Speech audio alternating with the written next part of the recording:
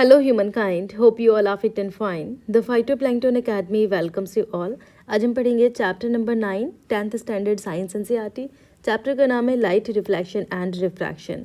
बच्चे यहाँ पे हमने लाइट के कंसेप्ट को थोड़ा डिटेल में समझना है, क्योंकि लाइट के कंसेप्ट ऑलरेडी हम 6th स्टैंडर्ड से पढ़ते आ रहे हैं, जहाँ पर हमने छोटी छोटी चीज़ों को पढ़ के अपने कंसेप्ट्स को डेवलप किया। लेकिन यहाँ पर हम थोड़ा डिटेल में जाएंगे एंड वेरियस फिनोमिना को लाइट के समझेंगे। Now we see a variety of objects in the world around. चारों तरफ हम बहुत सारी चीज़ों को देखते हैं और हमें ये भी पता है कि डार्क रूम में चीज़ें नहीं देख पाती हैं। जब हम लाइटनिंग करते हैं रूम में तभी हमें चीज़ें विजिबल हो पाती हैं। इसका क्या मतलब हुआ कि light enables us to see the object. Light की हेल्प से हम चीज़ों को देख पाते हैं। अब एक ऑब्जेक्ट क्या होती है, वो लाइट को रिफ्लेक्ट करती है दैट फॉल्स ऑन इट, जिसकी वजह से ऑब्जेक्ट दिख पाती है। मैं आपसे कहूँ कि एक पत्ती का कलर ग्रीन क्यों होता है, तो आप कहेंगे कि जो सनलाइट आ रही है उसमें 7 कलर हैं, लेकिन 7 में से 6 कलर को वो एब्जॉर्ब कर लेती है और सिर्फ ग्रीन कलर को ही वो रिफ्लेक्ट करती है, जिसकी वजह से हमें पत्ती का कलर ग्रीन दिखता है। तो बच्चे, जो ऑब्जेक्ट अपना जो कलर रिफ्लेक्ट करती है वो कलर हमें दिखाई देता है। This reflected light when received by our eyes enables us to see the things. अब आपके कपड़े अगर ब्राउन कलर के हैं, रेड कलर के हैं, तो वो कपड़े आपका वही कलर रिफ्लेक्ट कर रहे हैं, जिसकी वजह से आपको चीज़ें उस कलर में दिख पा रही हैं। We are able to see through a transparent medium as light is transmitted through it. हम चीज़ों को देख पाते हैं क्योंकि ट्रांसपेरेंट मीडियम से लाइट पास कर जाती है। जैसे यहाँ पर एयर मौजूद है तो एयर से लाइट पास करेगी ना, ठीक है। लेकिन ओपेक ऑब्जेक्ट जो होते हैं, जो हमें दिखते हैं, उनसे लाइट पास नहीं करती, ठीक है। इसीलिए वो हमें दिख भी पाते हैं। ये कंसेप्ट भी हमने पढ़ा था ना बच्चों 6th स्टैंडर्ड में, ट्रांसपेरेंट, ट्रांसलूसेंट, ओके, ये सब। नाउ क्वेश्चन आपके सामने ये है, the colour of the opaque object is due to the colour it. किस वजह से होता है किसी ओपेक ऑब्जेक्ट का कलर? रिफ्लेक्शन की वजह से। नाउ इस चैप्टर में हमने वेरियस वंडरफुल फिनोमिना पढ़ने हैं, जैसे कि हम इमेज का फॉर्मेशन, मिरर में कैसे इमेज फॉर्म होती है, twinkling of stars, beautiful colours of rainbow, bending of light by a medium. ये सारी चीज़ें हम यहाँ पर पढ़ेंगे। हमने ये भी देखा था कि लाइट जो होती है वो स्ट्रेट लाइन में ट्रेवल्स करती है, ठीक है, एंड उसको हम इंडिकेट करते हैं रे ऑफ लाइट से। देखिए बच्चे, जब ओपेक ऑब्जेक्ट की बात आती है तो कभी कभी क्या होता है, ओपेक ऑब्जेक्ट जब बहुत छोटा सा स्मॉल ऑब्जेक्ट किसी लाइट के पाथ में आ जाता है तो लाइट उसको बेंड कर देती है इस तरीके से। इस तरह के जो फीचर होता है लाइट का, उसको हम वेव नेचर कहते हैं।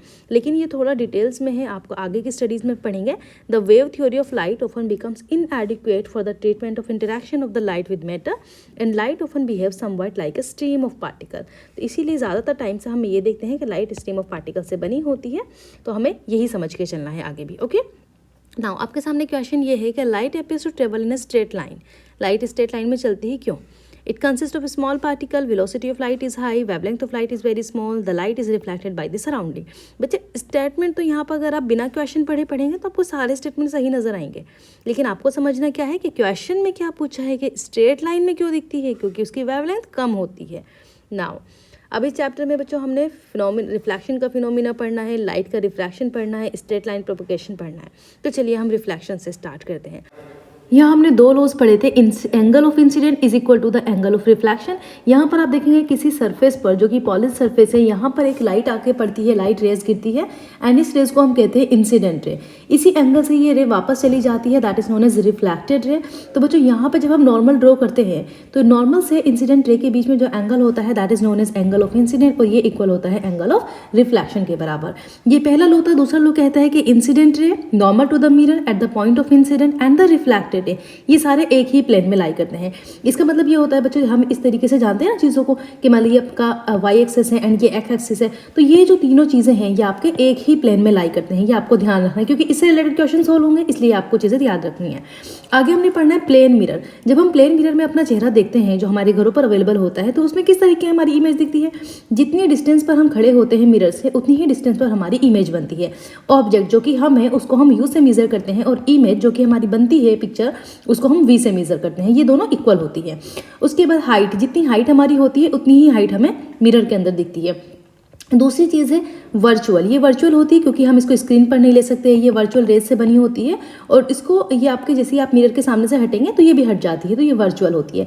इरेक्ट होती है, यानी कि आप सीधे खड़े होते हैं, आपका सर ऊपर होता है, पैर नीचे होते हैं, ठीक है। इसी तरीके का आपको इमेज में मिलेगा कि आपको जिस तरीके से आप दिख रहे हैं वही आपको दिखेगा। Then lateral inversion. Lateral inversion का मतलब होता है कि आपका लेफ्ट का राइट, राइट का लेफ्ट दिखता है। जैसे कि आप अगर अपना हाथ देखें तो आपको अपना राइट हैंड अगर आप देखेंगे तो आपको लेफ्ट हैंड दिखता है, या फिर आप ऐसा कर सकते हैं जैसे आपने बी एक लेटर है बी, इसको आप चेक करेंगे तो आपको इस तरीके से दिखेगा, ठीक है, लैटरल इन्वर्जन। अगर आपको याद हो कि हमने एम्बुलेंस के केस में क्या पढ़ा था कि हम वर्ड्स को कैसे लिखते हैं, वहाँ पर इस तरीके से लिखते हैं, ठीक है, ताकि वो जो गाड़ी आ रही हो उसको कॉन्वेक्स मिरर के अंदर वो सारी चीज़ें दिख जाएं गाड़ी से और पता चल जाए कि सामने से एम्बुलेंस आ रही है और उसको साइड दे देंगे। ये वाला लेटरल इन्वर्जन का एग्जाम्पल है। आगे हम देखेंगे शाइनिंग सरफेस आपको शाइनिंग स्पून आपको लेना है, उसका जो कर्व्ड फेस है वहाँ से आप अपना चेहरा देखेंगे। ये आपकी एक्टिविटी है। जब आपको अपना चेहरा मिलेगा तो आपको देखना है कि कितना बड़ा मिल रहा है, कितना छोटा मिल रहा है, क्या। तो ये आपका स्पून है, इसकी ये जो सरफेस होती है, जो अंदर की तरफ इनवर्ट सरफेस होती है, इसको हम कॉनकेव सरफेस कहते हैं, और जो बाहर की तरफ उभरी हुई होती है इसको हम कॉन्वेक्स सरफेस कहते हैं। इन दोनों में आप अपनी इमेज देखो, जल्दी से अपना स्पून लेकर आओ और प्लीज़ मुझे बताओ कि किस तरीके से आपको चेहरा दिख रहा है, किस में इन्वर्टेड दिख रहा है, कहाँ पर आपको इरेक्ट दिख रहा है, यानी कि सीधा आपका चेहरा दिख रहा है ना। यहाँ पर हम स्फेरिकल मिरर का कंसेप्ट पढ़ेंगे। देखिए बच्चे, स्फेरिकल मिरर तो हमारा ये भी है, ये प्लेन मिरर है, लेकिन जैसे ही इस मिरर को आप स्फीयर के अंदर कन्वर्ट करेंगे ये स्फेरिकल मिरर हो जाएगा। तो यहाँ पे भी जो ये लॉज होते हैं, लॉज ऑफ रिफ्लेक्शन, ये इक्वल इसी तरीके से लाई करेंगे यहाँ पे भी, लेकिन हमें यहाँ पे समझना क्या है कि जो स्फेरिकल मिरर्स होते हैं वो किस तरीके से एक्ट करते हैं, किस तरीके से ऑब्जेक्ट की इमेज यहाँ पे दिखती है। तो हम दो तरीके के मिरर पढ़ेंगे, concave mirror and convex mirror. सबसे पहले ये समझ लेते हैं बच्चे कि जो इनवर्ट सरफेस यानी कि ये आपका कॉनकेव मिरर है, यहाँ पे क्या है, अंदर वाला जो पार्ट है इनवर्ट सरफेस है, यहाँ पे लाइट आके पड़ती है और बाहर वाला आपका पॉलिश्ड सरफेस होता है। तो जो इनवर्ट है वो आपका कॉनकेव मिरर, जहाँ पे इनवर्ट्स पे लाइट पड़ेगी। इसको आप ऐसे भी याद रख सकते हैं जैसे कि केव में हम अंदर की तरफ जाते हैं इनवर्ट, तो यहाँ पर आपका रिफ्लेक्टिंग सरफेस है। कॉन्वेक्स मिरर में आपकी आउटर सरफेस जो होती है, आउटवर्ड सरफेस, ये रिफ्लेक्टिंग सरफेस होती है, यहाँ पे लाइट गिरती है, और ये अंदर वाली सरफेस पॉलिश्ड सरफेस होती है। ये दोनों मिरर को आपको ध्यान रखना है। दूसरी चीज़ हम यहाँ पे क्या करने वाले हैं, the centre of the reflecting surface of a spherical mirror at point is known as P. जो सेंटर होता है इस रिफ्लेक्टिंग सरफेस का, यहाँ पे सेंटर पे, इसको हम पी से डिनोट करते हैं। अब अगर हम इसको पूरा सर्किल में यहाँ पे बना दें तो यहाँ पे एक सेंटर होगा इनका, ठीक है, इसको हम सी से डिनोट करेंगे, that is centre of curvature. इन दोनों के बीच की जो इक्वल डिस्टेंस होती है उसको हम फोकस कहते हैं। यही सेम केस आपका इस मिरर में होने वाला है कॉन्वेक्स में। यहाँ पर आपका पोल होगा, देन अगर इसको पूरा ऐसे कर दें, यहाँ पे आपका सेंटर ऑफ कर्वेचर एंड इस दोनों के बीच में इक्वल डिस्टेंस पे फोकस।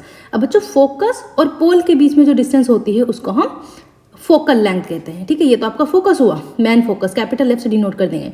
पी जो आपका पोल है और जो फोकस है, इन दोनों के बीच में जो डिस्टेंस होती है दैट इज फोकल लेंथ, इसको हम एफ से डिनोट करते हैं, ठीक है।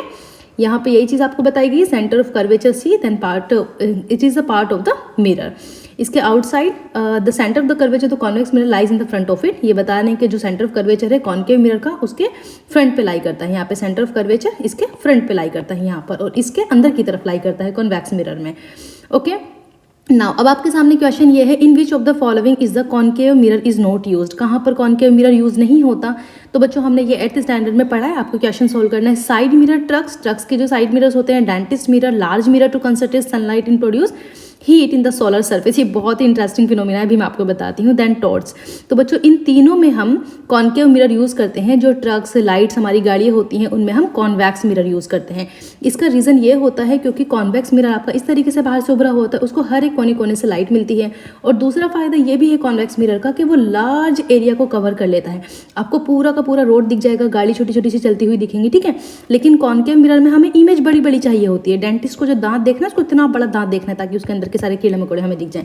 चलें, एक्टिविटी 9.2 में हमने क्या करना है, देखिए बहुत इंटरेस्टिंग, आप करके देखेंगे। आपको लाना है कॉनकेव मिरर, ठीक है। उस मिरर को, कॉनकेव मिरर को आप अपने हाथ में लेंगे और जो लाइट, सनलाइट को देखना नहीं है अपनी आंखों से, प्लीज़ ध्यान रखना है, सनलाइट को अपनी आंखों से नहीं देखना। उस कॉनकेव मिरर को आप लाइट में रखेंगे और फिर आप फोकस करेंगे कि जो इमेज बने, सन की डिस्क आपको दिखे एक शीट ऑफ पेपर पे। तो जहाँ पर वो, ये आपको मान लीजिए आपका कॉनकेव मिरर है, ठीक है, ये आप लेकर आ गए, आपने शीट ऑफ पेपर ऐसे रखी, जहाँ पर उसकी डिस्क बन रही है ना, उस जगह से जो आपका पेपर है वो बर्न करना शुरू कर जाएगा, पूरा जल जाएगा। इस कंसेप्ट को हम यूटिलाइज करते हैं सोलर फर्नेस के अंदर, जहाँ पर क्या होता है, लार्ज मिरर्स यूज़ करते हैं वो कॉनकेव मिरर, जहां पर सनलाइट एक जगह कंसंट्रेट होती है और हीट प्रोड्यूस करती है सोलर फर्नेस में। इस कंसेप्ट को हम इस इमेज के जरिए भी समझेंगे। देखिए ये हमारे पास कॉनकेव मिरर है। कॉनकेव मिरर में हमने कोई ऑब्जेक्ट रखी इन्फिनिटी पर, कोई भी ऑब्जेक्ट है। यहाँ से जब लाइट पास हो रही है, ठीक है, तो वो लाइट्स क्या करती हैं, यहाँ पर रिफ्लेक्ट करती हैं, ये रिफ्लेक्ट करती हैं, और ये रिफ्लेक्ट करने के बाद आपके जो फोकस है आपका, उस पर आकर कन्वर्ज हो जाती हैं एक जगह। तो ये आपका कौन सा मिरर है, कॉनकेव मिरर है, और कॉनकेव मिरर में लाइट क्या हो रही है, कन्वर्ज हो रही हैं। तो आपको याद रखना है कि कॉनकेव मिरर कन्वर्जिंग मिरर होता है। लेकिन बच्चे जब हम लेंस का केस पढ़ेंगे तो वहाँ पर हम देखेंगे कि कॉन्वेक्स मिरर आपका कन्वर्जिंग होता है। तो प्लीज़ ये डिफरेंशिएट आपको याद करके अलग अलग नोट करके चलना है। अब ये जो यहाँ पर आपकी इमेज बन रही है, ये किस तरह की इमेज है, हाईली डिमिनिश्ड, एकदम पॉइंट साइज की इमेज है, ठीक है। रियल रे से बन रही है तो रियल इमेज है, इरेक्ट है, तो ये सारी चीज़ आपको याद रखनी है। यहाँ पर एक फोकल पर सारी कन्वर्ज हो जाती हैं, इस वजह से हम सोलर फर्नेस में भी ये वाला कंसेप्ट यूज़ करते हैं। आगे हम यहाँ पे क्या देखने वाले हैं, ये हमने कॉन्वेक्स मिरर लिया। कॉन्वेक्स मिरर में जैसे ही इन्फिनिटी पर कोई ऑब्जेक्ट रखी हुई है, इन्फिनिटी यानी कि बहुत दूर, ठीक है, तो वो ऑब्जेक्ट रखी हुई है और यहाँ से जो सनरेज लाइट आ रही है, कोई सी भी लाइट आ रही है वो, या आप लाइट पास कर रहे हैं आर्टिफिशियली, वो लाइट आपको फोकस से इमर्ज होती हुई दिखेगी, ओके, यहाँ से इस तरीके से, और ये इस तरीके से रिफ्लेक्ट हो जाएगी, ठीक है। तो यहाँ पर भी जो ऑब्जेक्ट बनेगी वो आपकी रियल नहीं होगी, वो आपकी वर्चुअल इमेज होगी, ठीक है, वर्चुअल इमेज होगी। कॉन्वेक्स मिरर की हम बात कर रहे हैं, क्योंकि ये लाइट जो है आपकी, जो लाइट की रेज है, इनसे नहीं बन रही, बल्कि अपीयर्स हो रही है बनती हुई, ठीक है। तो रियल रेज से नहीं बन रही, इसलिए वर्चुअल होगी, इन्वर्टेड होगी, इस तरीके से इमेज बनेगी ना। अब हम आगे देख लेते हैं। देखिए बच्चे, यहाँ पे ना हमें इस वाली टेबल के अंदर जो कॉनकेव मिरर है उसका सारा प्रॉपर्टीज़ अलग अलग जगह ऑब्जेक्ट रखे। देखिए जिस तरीके से आपका ये वाला मिरर हुआ कॉनकेव मिरर, यहाँ पे आपका पोल है, देन यहाँ पे आपका फोकस है, यहाँ पे आपका कर्वेचर है, ये इन्फिनिटी वाली। तो इन्होंने क्या कहा है, आप अलग अलग जगह पे ऑब्जेक्ट रख के देखो। यहाँ पे रख के देखा हमने तो फोकस पे बन रही थी ऑब्जेक्ट, अब हम कहीं और रख के देखेंगे। तो इस पूरी टेबल के थ्रू हम जाएंगे, तब हमको पता चलेगा कि ऑब्जेक्ट जब हम ऑब्जेक्ट की पोजिशन रखते हैं इन्फिनिटी पे, बियॉन्ड सी पर, तो किस तरीके से ऑब्जेक्ट्स की जो इमेज फॉर्म होती है वो कहाँ पर लाई करती है। तो सबसे पहले हम समझ लेते हैं इन्फिनिटी वाला केस, जो कि हमने अभी देखा भी है। देखिए ये आपका कॉनकेव मिरर हुआ, यहाँ पे आपका पोल है, देन यहाँ पे आपका फोकस है, एंड यहाँ पे आपका सेंटर ऑफ कर्वेचर। हमने जब इन्फिनिटी पर ऑब्जेक्ट रखी, या आपकी ऑब्जेक्ट रखी हुई है, इस ऑब्जेक्ट के इमेज कहाँ पर बन रही थी, फोकस पर बन रही थी। अभी हमने देखा इस तरीके से लाइट जा रही थी एंड ये फोकस से आपकी जाकर कन्वर्ज हो रही थी। तो यहाँ फोकस पर जो इमेज बन रही थी वो बहुत पॉइंट साइज इमेज थी। ये रही point size image, highly diminish थी, एकदम छोटी सी, रियल थी, इन्वर्टेड थी, यानी कि उल्टी डायरेक्शन में थी। अभी हमें इस पॉइंट साइज में दिख नहीं रहा, लेकिन उल्टी डायरेक्शन में थी, इन्वर्टेड थी और रियल थी, क्योंकि रियल रेस से बन रही है। अब हम जाएंगे बियॉन्ड सी वाले पे। बियॉन्ड सी में हम क्या करेंगे, देखिए ये रहा आपका कॉनकेव मिरर, यहाँ पर आपका पोल, देन यहाँ पे आपका फोकस, एंड यहाँ पे आपका सेंटर ऑफ कर्वेचर। अब हमने सेंटर ऑफ कर्वेचर से बियॉन्ड कोई ऑब्जेक्ट रखी, तो जैसे ही आप लाइट यहाँ से पास होगी, ये लाइट आपकी फोकस से पास करेगी, ठीक है, यहाँ पे रिफ्लेक्ट हो जाएगी। उसके बाद दूसरी लाइट आपकी सेंटर ऑफ कर्वेचर से पास करेगी एंड ये यहाँ से इसी डायरेक्शन में रिफ्लेक्ट हो जाएगी। तो यहाँ पर जो आपकी ऑब्जेक्ट बनेगी, आपका centre of curvature and focus के बीच में जो डिस्टेंस ये ऑब्जेक्ट बनेगी, इस ऑब्जेक्ट को हम कहेंगे object between focus and centre of curvature. और ये जो आपकी ऑब्जेक्ट बनी, आपको पता है कि छोटी बनी साइज में, जितनी बड़ी ऑब्जेक्ट थी तो ये डिमिनिश्ड हुई साइज में, और रियल रे से बनी थी तो रियल एंड इन्वर्टेड हुई, ठीक है। अब दूसरी कंडीशंस में हम कहाँ पर रखेंगे, सेंटर ऑफ कर्वेचर पर। अब फिर से हम अपना कॉनकेव मिरर ले लेते हैं, यहाँ पे पोल आ जाएगा, then focus and then centre of curvature. तो ऑब्जेक्ट हमने सेंटर ऑफ कर्वेचर पर रखी, तो ऑब्जेक्ट से लाइट से यहाँ से पास करेंगी, देन फोकस से टकरा कर इधर रिफ्लेक्ट हो जाएंगी। उसके बाद लाइट आपकी फोकस से ही पास करेगी यहाँ पर एंड ये रिफ्लेक्ट हो जाएगी। तो बच्चों ऑब्जेक्ट्स आपकी कहाँ पर बनेगी, इस तरीके से रिफ्लेक्ट हो जाएगी। तो ऑब्जेक्ट्स कहाँ पर बन रही है, जहाँ पर ये दोनों आपकी आकर मिलेंगी, ये आपकी सेंटर ऑफ कर्वेचर पर ही ऑब्जेक्ट बनेगी एंड ऑब्जेक्ट की डायरेक्शन आपकी इन्वर्टेड होगी। तो इस तरह से जो ऑब्जेक्ट आपको मिल रही है, आपको पता है सेम साइज़ की मिल रही है। देखिए जितनी साइज़ की ये थी, इतनी ही साइज़ की ये मिल रही है। तो जब हम सेंटर ऑफ कर्वेचर पर कोई ऑब्जेक्ट रखते हैं तो उसकी जो इमेज बनती है वो सेम साइज़ की बनती है। कहाँ पर बनती है, सी पर, उसी जगह पर बनती है, लेकिन रियल तो होती है, उसके साथ इन्वर्टेड होती है। तो आपको समझ आ रहा होगा, जब हम कॉनकेव मिरर की बात कर रहे हैं यहाँ पे, तो सारी की सारी इमेज हमें रियल एंड इन्वर्टेड मिलती हुई दिख रही है। एक स्पेशल केस आएगा जहाँ पर इमेज आपको वर्चुअल एंड इरेक्ट मिलेंगी, और इसी केस को हम यूटिलाइज करते हैं कहाँ पर, शेविंग वाला जब हम यूज़ करते हैं एंड कॉस्मेटिक्स में जब हम मिरर यूज़ करते हैं कॉनकेव मिरर, वहाँ पे हम इसी वाले कंसेप्ट को यूज़ करते हैं। चले आगे बढ़ते हैं। Next, beyond C and F. अगर हम सी और एफ के बीच में रखें तो यहाँ पे आपका पोल हुआ, देन ये एफ हुआ सेंटर ऑफ कर्वेचर। ऑब्जेक्ट कहाँ पर रखनी है? सी एंड एफ के बीच में। तो सी एंड एफ के बीच में आपने ऑब्जेक्ट रखी, ये ऑब्जेक्ट से लाइट यहाँ पे जाएंगी और ये टकराकर आपका फोकस से रिफ्लेक्ट हो जाएंगे। उसके बाद दूसरी लाइट आपकी यहाँ पर जाएगी और ये रिफ्लेक्ट हो जाएगी इस जगह। तो ऑब्जेक्ट कहाँ बन रही है? सी से पीछे जाके बन रही है ऑब्जेक्ट बियॉन्ड सी यहाँ पर, ठीक है। ये रखी हमने सी और एफ के बीच में थी, लेकिन ऑब्जेक्ट आपकी सी के बियॉन्ड बन रही है। तो यहाँ पर ऑब्जेक्ट जो इमेज बनी है, सॉरी, वो सी के बियॉन्ड बनी है। कैसी बनी है? एनलार्ज। देखिए इससे थोड़ी सी बड़ी है, ज़्यादा बड़ी है, ठीक है। और साइज कैसा है? इन्वर्टेड साइज है एंड रियल है। नाउ अब हमें रखनी है एफ पोजीशन पर, जो कि फोकस पर। तो ये आपका पोल हुआ, ये फोकस हुआ, ये सेंटर ऑफ कर्वेचर हुआ। जैसे ही आप फोकस पे ऑब्जेक्ट रखेंगे, उससे जो लाइट पास करेगी वो फोकस से ही रिफ्लेक्ट हो जाएगी, ठीक है। उसके बाद बच्चों दूसरी लाइट पोल पर गिरेगी और ये इस तरीके से रिफ्लेक्ट हो जाएगी। अब देखिए ये कहाँ पर जाकर मिलेंगी आपको पता है? जब सीधे सीधे चल रही है पैरेलल तो कहाँ मिलेंगी? हमें नहीं पता कहाँ मिलेंगी, तो हम कहेंगे इन्फिनिटी पर मिलेंगी। तो ऑब्जेक्ट कहाँ पर बनेगी? इन्फिनिटी पर बनेगी। जैसा कि हम जानते हैं हमारे सारे प्रोसीजर चलते आ रहे हैं, तो अब इतनी दूर जाके मिलेंगी, पता नहीं किस तरीके से। तो ये हो जाएगा हाईली एनलार्ज, बहुत बड़ी इमेज बनने वाली है, ठीक है। और उसके बाद रियल बनेगी, इन्वर्टेड बनेगी, क्योंकि जा तो रियल रेज है रही है ना, तो रियल रेज से ही तो रियल इमेज बनेगी और इन्वर्टेड होगी। अब लास्ट पिक्चर आती है हमारे सामने आपके बिटवीन पी एंड एफ। तो ये पोल एंड फोकस के बीच में जब हमें बनानी है, ये कंसेप्ट आपको थोड़ा ध्यान, मतलब सारे इंपॉर्टेंट है लेकिन ये थोड़ा अलग है ना, तो इसलिए हम कह रहे हैं। अब यहाँ पर आपके सामने ये आपका पोल हुआ, देन फोकस हुआ and then centre of curvature. तो बच्चे जैसे ही हमने फोकस एंड पोल के बीच में ऑब्जेक्ट रखी है, यहाँ पर ये रेज पास करेंगी एंड ये आपके मिरर से टकराएंगी और ये टकराने के बाद फोकस से रिफ्लेक्ट हो जाएंगी। उसके बाद बच्चे दूसरी इमेज, जो दूसरी रे ऑफ लाइट है, सॉरी, ये पोल से टकराएंगी एंड ये इस तरीके से रिफ्लेक्ट हो जाएगी। अब आप देखिए इन दोनों की डायरेक्शन कैसी है? क्या आपको लग रहा है कभी फ्यूचर में मिलेंगी? तो पता नहीं कहाँ जाके ये मिले, तो हम क्या करते हैं, हम इसको वर्चुअली मिला देते हैं। कहाँ पर? ये मिरर में, मिरर के अंदर इमेज फॉर्म होती है। और जब इस तरीके से मिरर के अंदर इमेज फॉर्म होती है, तो ये जो इमेज आपकी बनती है ये इरेक्ट बनती है, ये सीधी बन रही। अभी तक हमें सारी इन्वर्टेड मिल रही थी, यहाँ पर ये इरेक्ट फॉर्म हो रही है, ठीक है। और ये होगी कैसी? वर्चुअल होगी, ये रियल नहीं होगी, ये वर्चुअल इमेज बनेगी। यहाँ पे आपको दिया है वर्चुअल एंड इरेक्ट, और ये एनलार्ज्ड है। तो हमने कॉनकेव मिरर के 6 के 6 केस पढ़ लिए, ठीक है। स्पेशल केस हमने पोल एंड फोकस के बीच में पढ़ा। अब हमने क्या करना है? Representation of the images formed by the spherical mirror using रे डायग्राम। देखिए बच्चे ये एनसीईआरटी के अंदर थोड़ा सा अलग है, आई कैन से, कि यहाँ पर जो लॉज है ना, जो हमने अभी कहा था कि हम दो लाइट्स को डाल रहे हैं, किस तरीके से रिफ्लेक्ट हो रही हैं, तो ये जो लॉज यहाँ पर बताए गए हैं कि मान लीजिए आपका ये कॉनकेव मिरर है और अगर आपने कोई लाइट यहाँ से पास करी तो वो फोकस से पास होकर जाएगी। हालांकि ये ऑलरेडी इन्होंने पूरा टेबल के अंदर बता दिया कि किस तरीके से इमेज बन रही है, लेकिन ये जो लॉज हैं ये बाद में बता रहे हैं। तो यहाँ पर हमने देखा कि जैसे ही लाइट पास करती है, जो कि पैरेलल लाइट होती है, ये वाली जो प्रिंसिपल एक्सिस है इसके जो पैरेलल लाइट होती है ये फोकस से पास करती है। अगर हम कॉन्वेक्स मिरर के अंदर देखें तो ये आपका पोल है, यहाँ पे पैरेलल जो लाइट होगी ये आपकी फोकस से इस तरीके से आपको अपीयर होगी एंड इस तरीके से फोकस से पास होती हुई दिखेगी, रिफ्लेक्ट होती हुई दिखेगी। A ray parallel to the principal axis after reflection will pass through the principal focus, ये आपका कानून कहता है। इस कानून को यूज करते हुए हमने अपनी 6 की 6 इमेजेस बना भी ली है कॉनकेव मिरर से। आगे हम कॉन्वेक्स मिरर भी यूज करेंगे। नाउ सेकेंड है अ रे passing through the principal focus at a concave mirror or a ray which is directed towards the principal focus of a convex mirror after reflection will emerge parallel। जो रे focus से pass कर रही होगी वो यहाँ पे रिफ्लेक्ट होने के बाद पैरेलल हो जाएगी। ये भी हमने उस दौरान देखा जब हम इमेजेस बना रहे थे।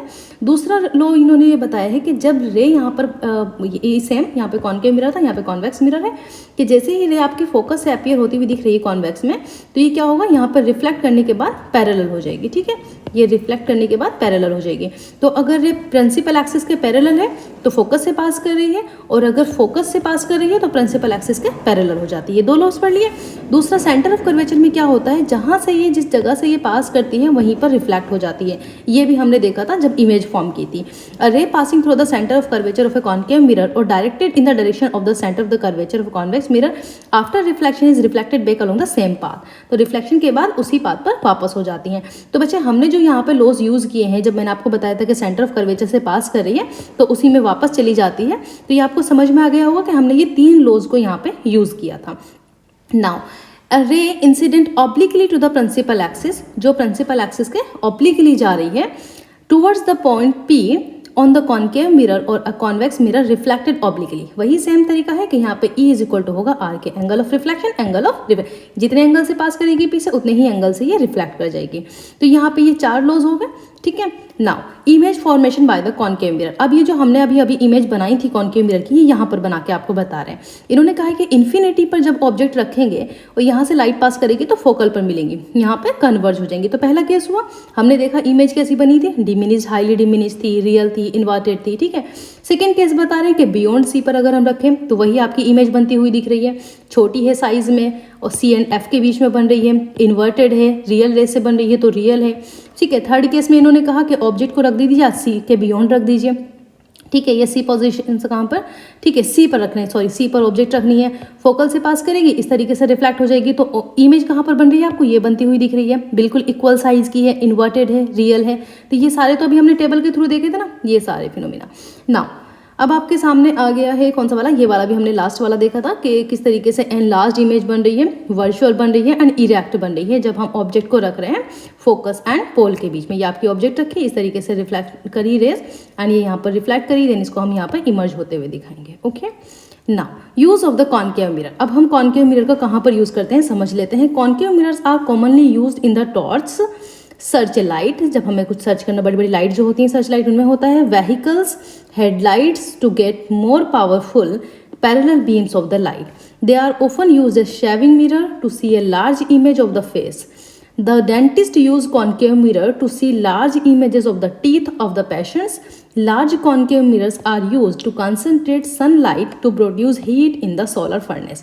तो बच्चों अब आपको समझ में आ गया होगा कि यूपीएससी में जो क्वेश्चन पूछे जाते हैं वो एनसीईआरटी से डायरेक्ट लाइन से उठा के पूछे जाते हैं। बस आपको समझना है, आपको अंडरस्टैंड करना है कंसेप्ट को कि सोलर फर्नेस हमने एक्टिविटी की थी, इन्होंने एक्टिविटी कराई, उसके जरिए आपको बताया कि सोलर फर्नेस में कॉन्केव मिरर यूज होता है उसकी लाइट को एक जगह कंसंट्रेट करने के लिए, ठीक है। Now image formation by the convex mirror. अब हम कॉन्वेक्स मिरर का केस करेंगे।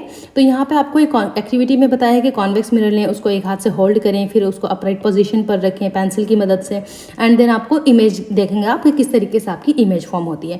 तो बच्चे यहाँ पे भी वही सेम लॉज काम करने वाले हैं, बस यहाँ पे ये है कि जो हमारी रेज होंगी किस तरीके से हम उनको रिफ्लेक्ट कराएंगे, ये आपको यहाँ पे अलग अलग तरीके से समझना है। यहाँ पे हमें सिर्फ 2 केस पढ़ेंगे। सबसे पहला केस होगा जब हम ऑब्जेक्ट को इन्फिनिटी पर रखेंगे और दूसरा केस होगा कि जब हम ऑब्जेक्ट को इन्फिनिटी एंड पोल के बीच में रखेंगे।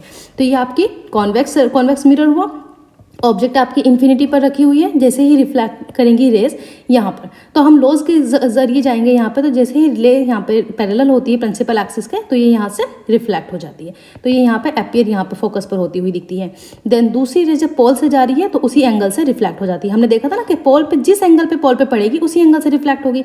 अब ये यहाँ पे 180 के एंगल से पड़ रही है तो 180 के एंगल से रिफ्लेक्ट होती है, अगर यहाँ पे 30 के एंगल से पड़ती है तो 30 के एंगल से रिफ्लेक्ट होती है। तो यहाँ पे angle of incident angle of reflection के बराबर होता है। दूसरी रेज यहाँ पर आपकी पड़ रही है इस तरीके से रिफ्लेक्ट होती है, तो जहाँ पे ये मर्ज होती हुई दिख रही है फोकस पर, वहां पर आपकी इमेज बनती है। अब ये इमेज बिहाइंड द मिरर बन रही है, ठीक है। इमेज का साइज कैसा है, हाईली डिमिनिश, बहुत छोटा है, पॉइंट साइज है, वर्चुअल है, वर्चुअल रेस से बन रही है, इरेक्ट है, सीधा मिलेगा आपको खड़ा हुआ, ठीक है, जैसी ऑब्जेक्ट थी इसी तरीके से। दूसरा केस है यहाँ पे between infinity and the pole of mirror. Pole and mirror के बीच में हम पढ़ेंगे, तो pole and mirror, between infinity and the pole of the mirror, infinity and pole के बीच में। तो यहाँ पे इन्फिनिटी एंड पोल के बीच में हमने ऑब्जेक्ट कहीं पर भी रख दी, आपका इन्फिनिटी, इसके बीच में हमने ऑब्जेक्ट रखे। इस वाले केस में क्या होगा, जैसे ही रेस यहाँ पे पैरेलल जाएगी प्रिंसिपल एक्सिस के, तो वो रिफ्लेक्ट हो जाएगी, ठीक है। तो यहाँ पे आपको कहाँ पर कन्वर्ज होती हुई दिख रही है, बियॉन्ड एफ। नाउ दूसरी रेज यहाँ पे जैसे रिफ्लेक्ट होगी तो ये इसी एंगल से वापस चली जाएगी, तो ये यहाँ पर कहाँ पर अपीयर होती हुई दिख रही है आपको, सी बियॉन्ड एफ।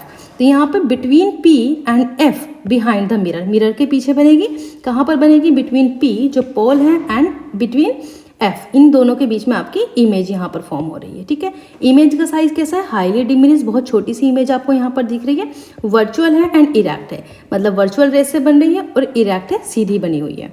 उसके बाद अब हमने क्या पढ़ना है, यूज ऑफ कॉन्वेक्स मिरर देख लेते हैं। Convex mirror are commonly used as the rear view wing mirror in the vehicles के अंदर हम कॉन्वेक्स मिरर यूज करते हैं। ये mirror fitted on the sides of the vehicles enabling the driver to see the traffic behind him. इससे क्या होता है, जो ड्राइवर होता है उसको पीछे का ट्रैफिक समझ आ जाता है, कोई गाड़ी तो इसे गलत डायरेक्शन में नहीं आ रही वो समझ आता है। To facilitate safe driving, convex mirrors are preferred because they are always given erect though diminished image also they have a wider field of view. देखिए बच्चे ये इंपॉर्टेंट है, बड़ा व्यू आपको दिखाता है कॉन्वेक्स मिरर, तो इस वजह से हम गाड़ियों में कॉन्वेक्स मिरर यूज़ करते हैं। दे आर कर्व्ड आउटवर्ड्स, बाहर की तरफ ये कर्व्ड होते हैं इस तरीके से। This convex mirror enables the driver to view much larger area than would be possible with a plane mirror, जो कि प्लेन मिरर में पॉसिबल नहीं होगा, तो ये आपको बड़ा एरिया देते हैं कॉन्वेक्स मिरर में। तो दोनों का यूज़ आपको याद रखना है। उसके बाद हम पढ़ेंगे साइन कन्वेंशन। देखिए साइन कन्वेंशन को समझने के लिए मैं आपको इमेज के जरिए बताती हूँ। ये आपका कॉन्वेक्स मिरर हो गया, ये आपका कॉनकेव, ये आपका कॉन्वेक्स मिरर। यहाँ पर होता है आपका पोल, देन ये होता है फोकस एंड ये होता है सेंटर ऑफ कर्वेचर।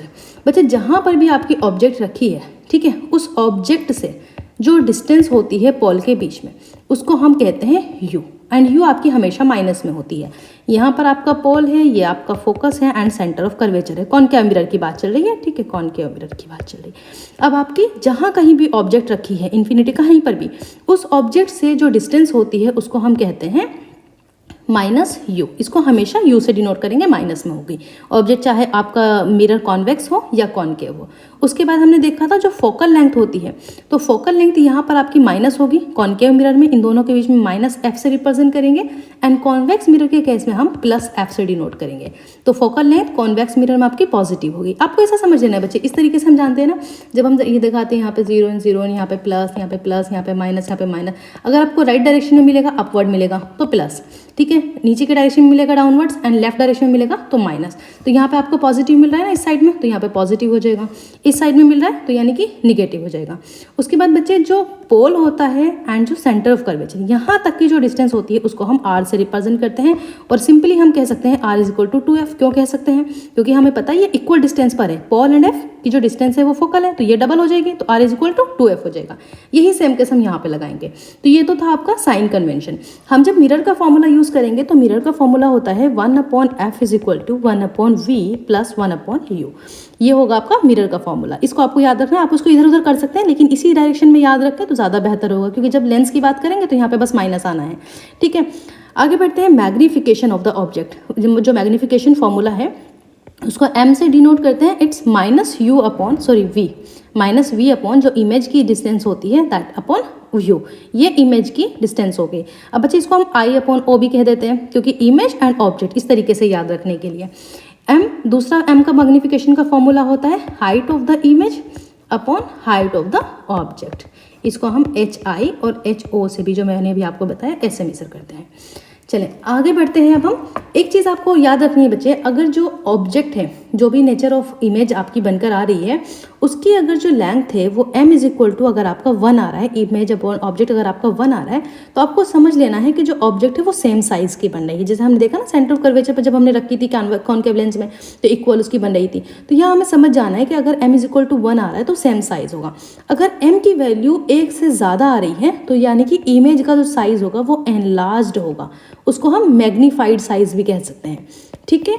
और अगर बच्चों m का साइज आपका 0 और 1 के बीच में आ रहा है तो वो डिमिनिश्ड होगा, बहुत छोटी आपकी इमेज बनती हुई दिखेगी। और अगर बिल्कुल 0 होगा बच्चों, मतलब 0 नहीं तो पॉइंट में होगा, तो हम कह देंगे पॉइंट साइज, जब हमने सबसे पहले वाला केस पढ़ा था, ठीक है।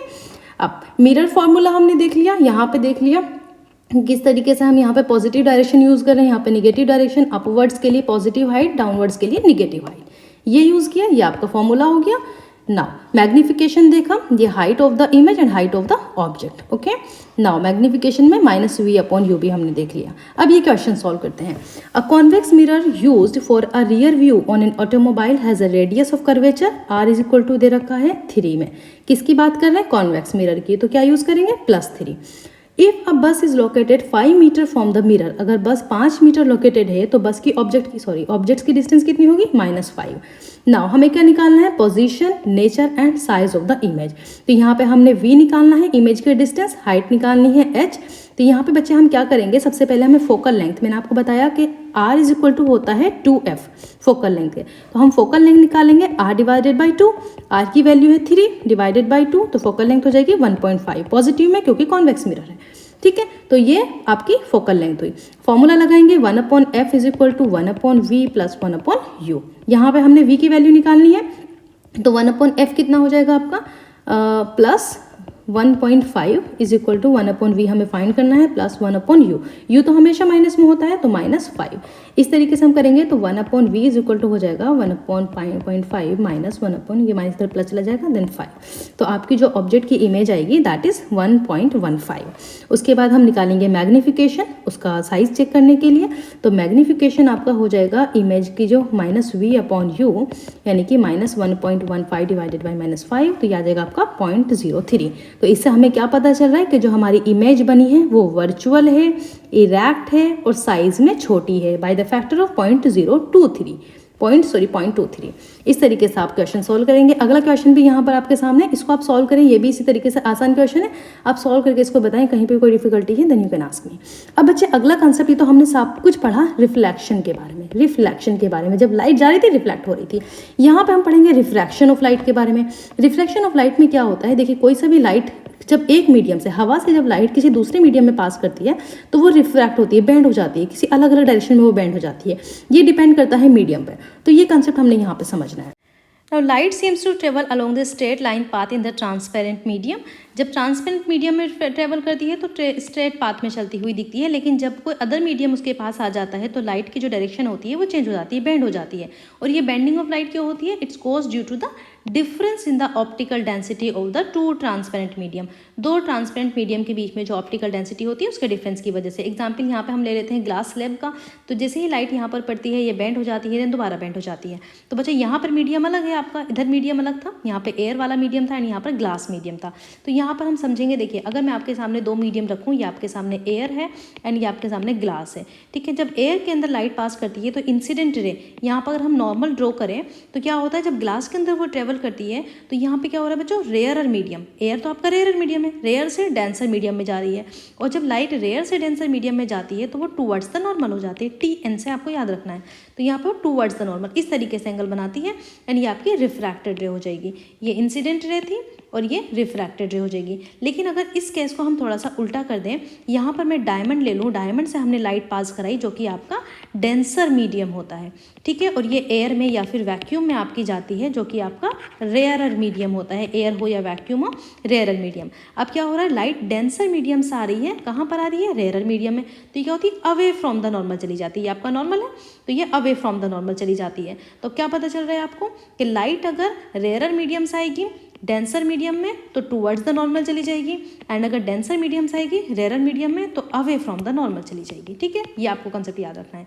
आगे हम यहाँ पर पढ़ेंगे refraction through rectangular glass slab. ये जो मैंने अभी आपको बताया रेक्टेंगुलर ग्लास स्लैब में ये कैसे पॉसिबल होता है, देखिए ये आपके सामने ग्लास स्लैब है, ठीक है। यहाँ पर आपका एयर है, देन यहाँ पर ग्लास है एंड यहाँ पे एयर है। अब एयर कैसा है आपका, rarer medium, glass denser medium, air rarer medium. वही सेम फिनोमिना हम यहाँ पर लगाएंगे। जैसे ही लाइट यहाँ पर पास करेगी तो कहाँ से आ रही है, रेयर से डेंसर में, तो टूवर्ड्स द नॉर्मल, ये हमने नॉर्मल ड्रॉ करा, टूवर्ड्स द नॉर्मल चली जाएगी। उसके बाद यहाँ पर आपका डेंसर है एंड देन रेयर। अब कहाँ से जा रही है, डेंसर से रेयर में। हमने क्या पढ़ा था, डेंसर से रेयर में अवे फ्रॉम द नॉर्मल चली जाएगी। तो ये आपने नॉर्मल ड्रॉ किया, अवे फ्रॉम द नॉर्मल। तो इस तरीके से लाइट की डायरेक्शन होती है रे ऑफ लाइट की। नाउ यहाँ पे दो लॉ हमें याद रखने हैं कि जो इंसिडेंट रे है, refracted ray and normal, to the interface of the two transparent medium at the point of incident और lies in the same plane.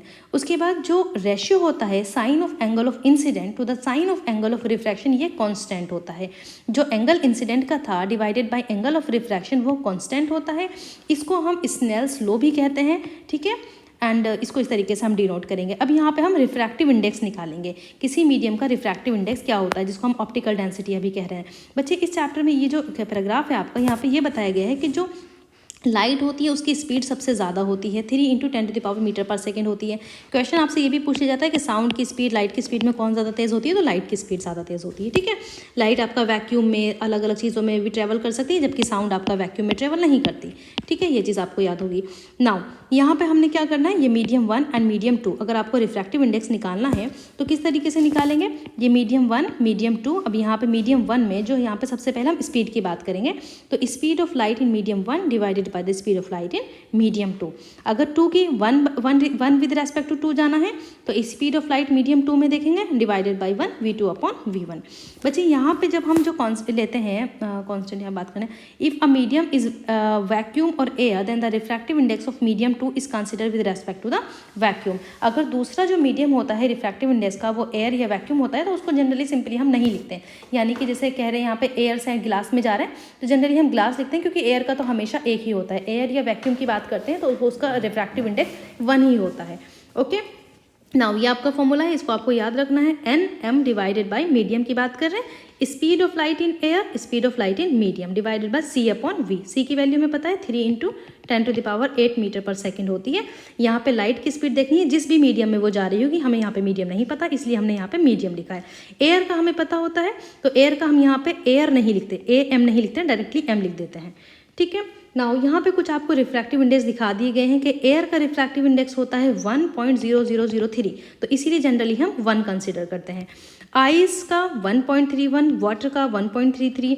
बच्चे क्वेश्चन ये भी पूछा गया, डायमंड का क्वेश्चन पूछा था इसलिए मैंने हाईलाइट किया है कि डायमंड का रिफ्रैक्टिव इंडेक्स क्या है, 2.42 ये होता है। ये याद रख लें तो ज़्यादा बेहतर है। जनरली क्वेश्चन में दे भी देते हैं और कभी कभी फाइंड करने के लिए भी देते हैं, तो अगर आपको फाइंड करने के लिए दिया और आपको वैल्यू पता है तो क्वेश्चन आप आसानी से सॉल्व कर देंगे।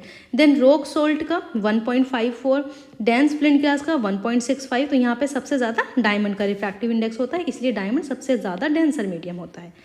ठीक है, now the ability of a medium to reflect light is also expressed in terms of optical density. Optical density has a definite connotation. It's not same as the mass density की तरह नहीं होती. We have been using the terms rarer medium, denser medium. It actually means optically rarer medium. जो अभी तक मैं आपसे बताती आ रही हूँ denser और rarer, ये एक्चुअल में क्या है, optically rarer and optically denser medium होते हैं। We can say that medium is optically denser than the other. कब कहते हैं हम, जब उसका रिफ्रैक्टिव इंडेक्स किसी से ज़्यादा होता है। जैसे हमने देखा कि डायमंड का रिफ्रैक्टिव इंडेक्स 2.42 आ रहा है एज कम्पेयर टू एयर, तो एयर का रिफ्रैक्टिव इंडेक्स 1.003 आ रहा था, हमने उसको 1 कंसिडर करा, तो यहाँ पे इसकी ऑप्टिकल डेंसिटी ज़्यादा एज कम्पेयर टू एयर। तो ये क्या हुआ बच्चों, इसका जो ये डेंसर मीडियम हुआ ये रेयर मीडियम, इस बेसिस पे हम कहते हैं। Now refraction by spherical lens. अब अभी तक तो हम मिरर की बात करते आ रहे थे, हमने साइन कन्वेंशन देखा, उसके बाद न्यूमेरिकल सॉल्व्स किए, अब यहाँ पे हमने रिफ्रैक्शन के बारे में देखा। अब हम क्या पढ़ने वाले हैं यहाँ पे स्फेरिकल लेंसेज के बारे में। हमने 2 मिरर पढ़े, कॉनकेव मिरर पढ़ा and concave mirror and convex mirror पढ़ा। यहाँ पे हम स्फेरिकल लेंस में 2 तरह के लेंस पढ़ेंगे, convex lens and concave lens. Okay, now mirror की बात कर रहे थे तब हमने वहाँ पर रिफ्लेक्शन की बात की थी। ठीक है, टकरा कर वापस जा रही थी। रिफ्रैक्शन जो उनसे पास करेगी मीडियम से, किस तरीके से पास करेगी, हमने ग्लास स्लैब में देखा कि किस तरीके से एक मीडियम से दूसरी मीडियम में जाती है, डेंसर से रेयर, रेयर से डेंसर में क्या क्या होता है। लेंसेज आपने कभी देखे हैं? देखिए बच्चे, जो ग्लासेस यूज़ होते हैं हमारे स्पेक्टिकल्स में या फिर वॉच मेकर्स यूज़ करते हैं, उनको हम लेंसेज कहते हैं। यहाँ पे 2 तरह के लेंसेज हम पढ़ने वाले हैं, कॉन्वेक्स लेंस जो सेंटर में थिक होता है, कॉनकेव लेंस जो सेंटर में थिन होता है। यहाँ पे आपको दिखाए गए, यहाँ पे इसको हम डिनोट कर लेते हैं। ये जो सेंटर में होता है हमारे, इसको हम ऑप्टिकल सेंटर कहते हैं। ये F1 देन F2, यहाँ पे 2F1 एंड 2F2, ये इक्वल डिस्टेंस पर होते हैं यहाँ से। ठीक है, ओके, ये सेम केस आपको कॉनकेव लेंस में मिलेगा। यहाँ पे F1 देन यहाँ पे आपका F2, ये 2F1 एंड देन यहाँ पे आपका 2F2। तो चलिए, यहाँ पे जो इमेजेस फॉर्म हो रही हैं बच्चे, वो इमेजेस यहाँ पे लेंसेज के जरिए उनको हम NCERT की टेबल के थ्रू समझते हैं। यहाँ पे टेबल में आपको बता दी गई कि अगर ऑब्जेक्ट इन्फिनिटी पर होगी तो इमेज फोकस के 2 पर बनेगी, जो दूसरी साइड में फोकस 2 होता है वहाँ पर इमेज बनेगी। जब इमेज यहाँ पर बनेगी तो हाईली डिमिनिश्ड होगी, पॉइंट साइज होगी, छोटी सी होगी, रियल इन्वर्टेड होगी। बियॉन्ड 2F1, अगर हम यहाँ पे 2F1 पर ऑब्जेक्ट रखें तो ऑब्जेक्ट की जो इमेज फॉर्म होगी वो F2 एंड 2F2 के बीच में यहाँ पर फॉर्म होगी। 2F2, F2 and 2F2 highly diminished, यानी कि साइज में छोटी होगी, हाईली नहीं है, डिमिनिश्ड है, रियल इन्वर्टेड है। 2F1 पर रखेंगे तो F2 पर इमेज बनेगी। तो ये जो आपकी टेबल के अंदर बताया गया है, यहाँ पे स्पेशल केस है कि लास्ट में अगर हम F1 एंड ऑप्टिकल सेंटर के बीच में रखेंगे तो इमेज आपकी on the same side of the lens as the object पर बनेगी, बड़ी होगी और द वर्चुअल इरेक्ट होगी। तो इनको एक काम करते हैं, यहाँ पर अलग दूसरा कॉनकेव लेंस यूज़ करा गया है, तो यहाँ पर हम क्या करते हैं, इन्हीं पिक्चर्स के जरिए समझ लेते हैं। देखिए, कुछ लॉज हम पढ़ेंगे। सबसे पहले जो इमेज जब फॉर्मेशन होती है लेंसेज में रे डायग्राम के जरिए, तो कुछ लॉज यहाँ पर होते हैं। क्या होता है कि जब जो ray of light principal axis के पैरेलल होती है वो फोकस से पास करती है। ठीक है, जब रे, ये आपका कॉन्वेक्स लेंस हुआ, कॉनकेव लेंस में भी सेम हो रहा है। जब ray of light principal axis के पैरेलल होती है तो वो फोकस से पास करती है। ठीक है, यहाँ पे आपको फोकस से पास करती हुई दिख रही है। सेकेंड लॉ होता है जब रे ऑफ लाइट आपकी फोकस से पास करती है तो प्रिंसिपल एक्सिस के पैरेलल हो जाती है। यहाँ पर आपके जब फोकस से पास करती है तब ये प्रिंसिपल एक्सिस के पैरेलल हो जाती है।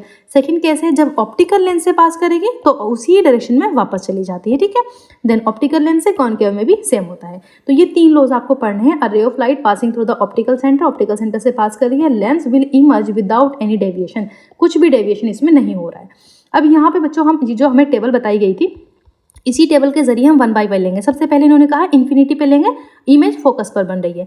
तो देखिए समझते हैं, यहाँ पे इन्फिनिटी पर आपकी ऑब्जेक्ट रखी हुई है, यहाँ से रे ऑफ लाइट पास कर रही है, फोकस पर आकर मर्ज हो रही है, ठीक है। इमेज कहाँ पर बन रही है? F2 पर बन रही है। कैसी इमेज है? हाईली डिमिनिस्ड, रियल है, इन्वर्टेड है, F2 पर बनी। पहला केस कंप्लीट हुआ। सेकंड केस के अंदर हम जाते हैं।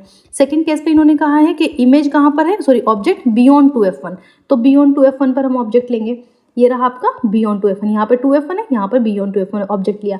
ये पैरेलल प्रिंसिपल एक्सिस के पैरेलल गई, F2 से पास करी। हमारे लॉ के अकॉर्डिंग जब ऑप्टिकल सेंटर से पास करती है तो वापस चली जाती है, ठीक है। तो यहाँ पर इमेज कैसी बन रही है? देखिए ये इमेज आपकी डिमिनिस्ड यानी कि साइज में इससे छोटी साइज में है। कहाँ पर बन रही है इमेज आपकी? बिटवीन F2 एंड 2F2 के बीच में ये आपकी इमेज बन रही है। कैसी है? रियल इमेज है, इन्वर्टेड है। तीसरे केस में क्या कह रहे हैं कि हमने ऑब्जेक्ट लेनी है 2F1 पर। 2F1 पर ऑब्जेक्ट लेंगे, अपने वही वाले लॉज हम लगाएंगे कि प्रिंसिपल एक्सिस से रे पास करेगी तो F2 से चली जाएगी। जब ऑप्टिकल सेंटर से पास करेगी तो उसी डायरेक्शन में वापस मतलब सीधी से निकल जाएगी। ऑब्जेक्ट कहाँ पर बन रही है? 2F2 पर। तो ये स्पेशल केस एक तरीके से 2F1 पर जब ऑब्जेक्ट बनती है, 2F2 पर इमेज बनती है। इमेज का साइज कैसा है? सेम साइज है, रियल है, इन्वर्टेड है, 2F2 पर बनी। अगर हम 2F1 एंड F1 के बीच में ऑब्जेक्ट लेते हैं, वही फिर से वही कानून लागू होंगे कि रे पैरेलल होगी प्रिंसिपल एक्सिस के, F2 से पास करेगी, ऑप्टिकल सेंटर से यहाँ पर जाकर मिलेगी। तो इस बार जो इमेज बन रही है वो आपकी बियॉन्ड 2F1 बन रही है, सॉरी एनलार्ज बन रही है, real inverted and beyond 2F1। 2F1 यहाँ पर आपकी, सॉरी 2F1 यहाँ पर है, इसके बियॉन्ड बन रही है। तो ये सारी चीज़ें आपको याद रखनी है। अगला केस है, यहाँ पर हमने ऑब्जेक्ट ली F1 पर, इमेज हमारी कहाँ पर बन रही है? इन्फिनिटी पर, ठीक है। हाईली एनलार्ज है क्योंकि ये तो पता नहीं कहाँ जाकर मिलेंगे, हमें पता नहीं में इमेज बनेगी भी नहीं बनेगी, तो हम इसको इन्फिनिटी मान लेते हैं। हाईली एनलार्ज है, रियल है, इन्वर्टेड है, ठीक है। नेक्स्ट केस, ये स्पेशल केस है आपका। यहाँ पर ऑब्जेक्ट रखी हुई है आपकी 2F1, सॉरी ऑब्जेक्ट है F1 एंड ऑप्टिकल सेंटर के बीच में, यहाँ पे हमने ऑब्जेक्ट रखी है। वही सेम कानून यहाँ पे भी लागू होगा। जैसे ये ऑब्जेक्ट रखी हुई है, इससे जो लाइट रे पास करेगी ये F2 से क्रॉस कर जाएगी, ऑप्टिकल सेंटर से सीधी निकल जाएगी। तो बच्चे ये कितना बड़ा यहाँ पर हो रहा है, पता नहीं कभी मिलेंगी भी या नहीं मिलेंगी। तो हम क्या करते हैं, इनको यहाँ पे वर्चुअलिटी में जाके मिला देते हैं। तो ये जो आपकी इमेज बनी F1 एंड ऑप्टिकल सेंटर के बीच में बनती है, वर्चुअल होती है, इरेक्ट होती है एंड डिमिनिश्ड होती है। ओके, ये स्पेशल केस है, आप प्लीज़ इसको भी याद रखें। Now the sign convention for the spherical lenses. Spherical lenses के लिए जो हम साइन कन्वेंशन यूज़ करेंगे, तो लेंस फॉर्मूला वही सेम लेंस फॉर्मूला होता है, बस यहाँ पे आपका निगेटिव साइन आ जाता है, वहाँ पे आपके पॉजिटिव साइन था। यहाँ पे आपका जो मैग्निफिकेशन है दैट इज इमेज हाइट की, इमेज की हाइट एंड द ऑब्जेक्ट की हाइट। उसके बाद बच्चों यहाँ पे अब हम आपको क्वेश्चन सॉल्व करना है। कॉन्केव लेंस की बात हो रही है। कॉन्केव लेंस आपका इस तरीके का होता है। कॉन्केव लेंस में जो फोकल लेंथ है वो 15 सेंटीमीटर पर है। At what distance should the object from the lens be placed so that it forms an image 10 centimetre. यहाँ पे हमें ऑब्जेक्ट कहाँ पर रखें कि जो हमारी इमेज बनकर आए वो 10 सेंटीमीटर पर बने, 10 सेंटीमीटर पर।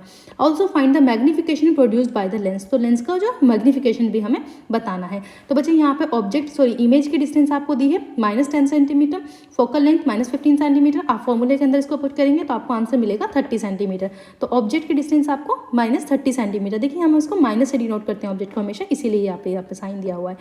नाउ मैग्निफिकेशन निकालेंगे तो ऑब्जेक्ट ये हो जाएगा V/U। V होता है आपकी इमेज की डिस्टेंस एंड U होता है ऑब्जेक्ट की, ये आपको हो जाएगा +0.33। तो इस पॉजिटिव साइन से हमें क्या पता चल रहा है कि जो इमेज है वो आपकी इरेक्ट है, वर्चुअल है एंड इमेज 1/3 साइज की है ऑब्जेक्ट की।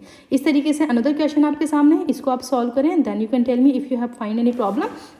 अब यहाँ पे हम पावर देख लेते हैं। देखिए बच्चे, पावर को हम डायोप्टर्स में डिनोट करते हैं। इसका फॉर्मूला 1/f होता है। इसको ये मीटर में अगर है तो 1/f और अगर सेंटीमीटर में है तो 100/f। इस तरीके से आप याद रखेंगे P = 100/f और डायोप्टर इसकी यूनिट होती है आपकी पावर की।